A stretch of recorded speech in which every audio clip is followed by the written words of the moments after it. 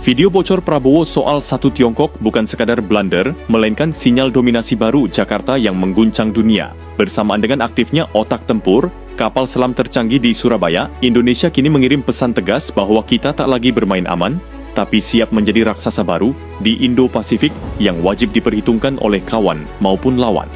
Siap. Jadi kita hati-hati. Siap. Jangan diajak dengan sendiri yang. Oh baik. Saya perhatikan.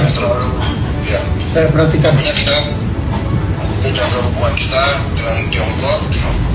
Masalah Taiwan bagi kita kan sudah jelas itu provinsinya. Oh siap. Tiongkok. Siap. Taiwan. Apa yang mau dibuat oleh RRT kepada Taiwan ya itu urusan dalam negeri dia. Oh siap. Siap. Sama kalau nanti ada apa-apa sama Papua itu urusan provinsi kita. Siap. Akhir tahun 2020 menjadi titik didih baru bagi geopolitik Indo-Pasifik, di mana persaingan Amerika Serikat dan Tiongkok memaksa setiap negara menentukan sikap. Di tengah badai ini, sorotan dunia tertuju pada perubahan drastis gaya kepemimpinan Indonesia.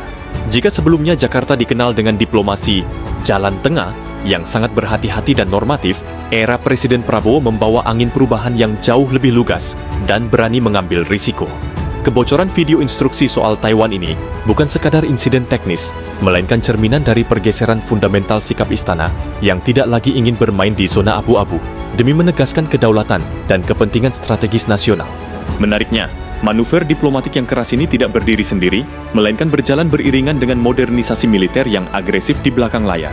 Saat dunia sibuk membahas pernyataan Presiden, Angkatan Perang kita justru sedang mengencangkan otot dengan teknologi terbaru, seperti fasilitas komando kapal selam Sispuskodal. Konteks ganda inilah yang krusial.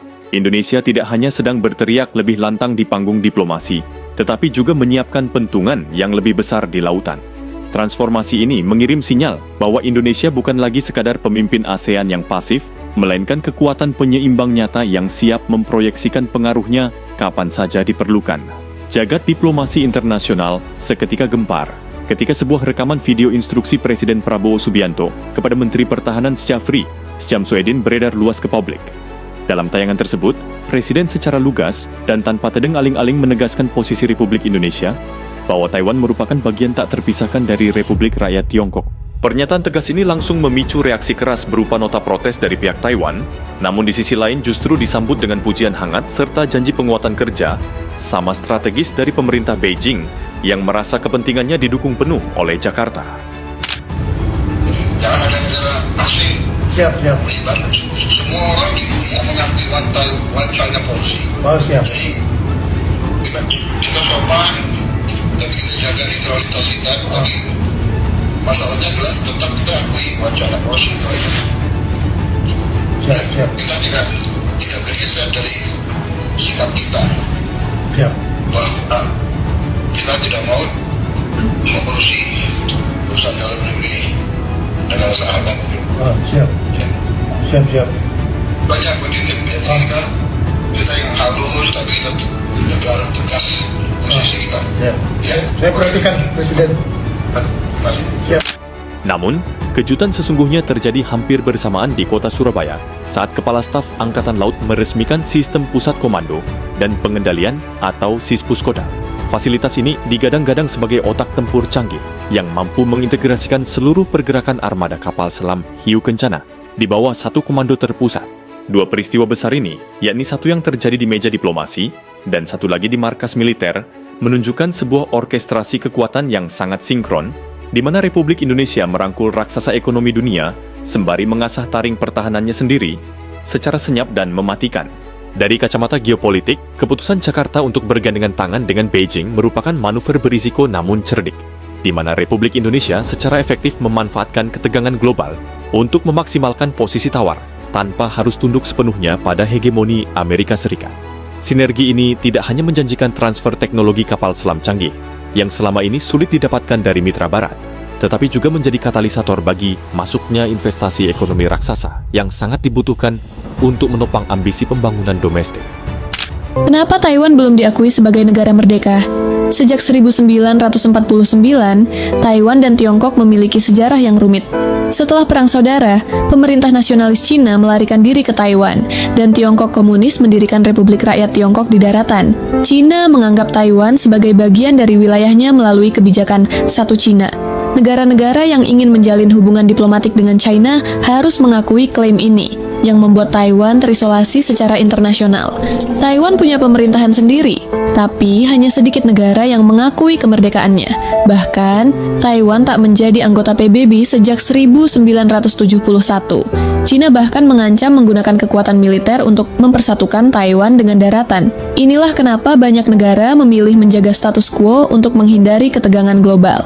Meski begitu, Taiwan terus mempertahankan sistem pemerintahan yang independen. Namun, statusnya yang tak diakui tetap jadi isu geopolitik besar hingga hari ini.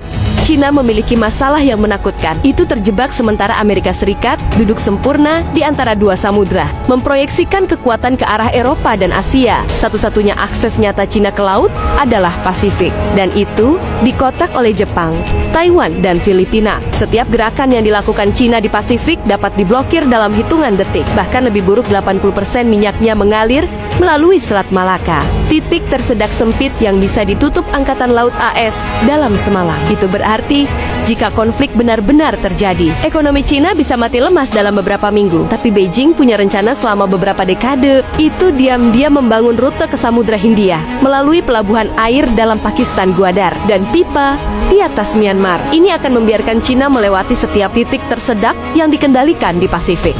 Karena sementara Amerika mendominasi lautan, Cina mencoba menulis ulang peta itu sendiri. Dan pemenang perlombaan laut ini bisa memutuskan siapa yang menguasai perdagangan global untuk abad berikutnya. Dan jika Amerika kehilangan dominasi angkatan lautnya, pengaruh globalnya bisa runtuh dalam semalam. Itulah mengapa setiap gerakan yang dilakukan Cina di Samudra Hindia mengirimkan lonceng alarm berbunyi di Washington.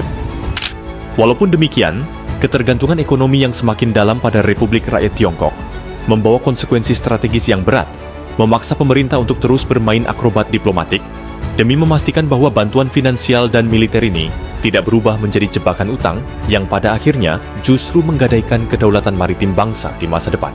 Bagi Republik Indonesia, langkah berani ini secara otomatis menaikkan kelas negara dari sekadar pasar konsumen senjata menjadi kekuatan maritim berdaulat yang wajib diperhitungkan, di mana integrasi sistem komando hiu kencana mengirimkan sinyal peringatan keras kepada pihak asing sekaligus memperlancar aliran modal strategis dari Republik Rakyat Tiongkok. Manuver Jakarta ini tidak hanya mempersempit ruang gerak pelanggaran wilayah di perairan Nusantara, tetapi juga menciptakan gelombang kejut global yang memaksa kekuatan adidaya, seperti Amerika Serikat, untuk menyusun ulang strategi mereka di kawasan.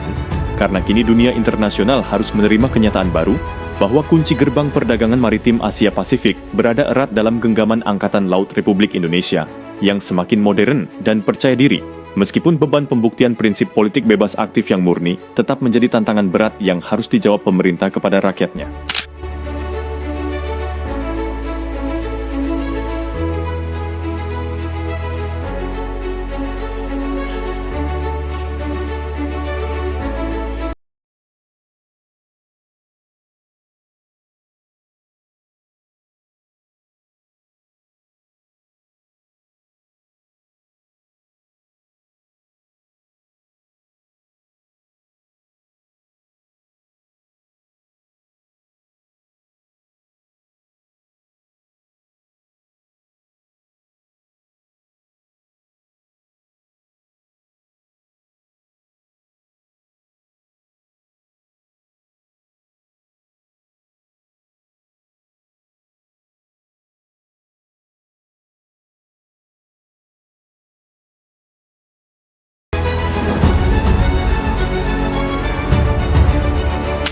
Ke depan, kita dapat memprediksi bahwa Republik Indonesia akan menghadapi tekanan diplomatik yang semakin intensif dari blok barat yang merasa kepentingannya terancam, sehingga Jakarta harus segera mempercepat kesiapan operasional penuh seluruh armada kapal selam dan pangkalan pendukungnya agar kekuatan ini tidak berakhir hanya sebagai macan kertas.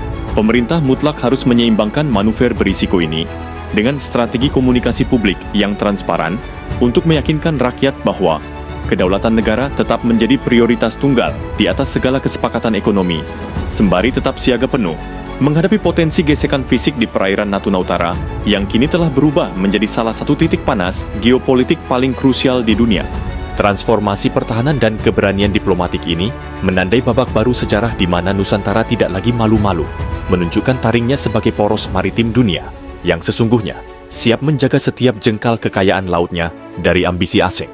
Namun, pertanyaannya kini dikembalikan kepada Anda semua. Apakah langkah merapat ke Republik Rakyat Tiongkok ini adalah strategi jenius untuk kemajuan ekonomi bangsa, atau justru sebuah pertaruhan berbahaya bagi masa depan kedaulatan kita?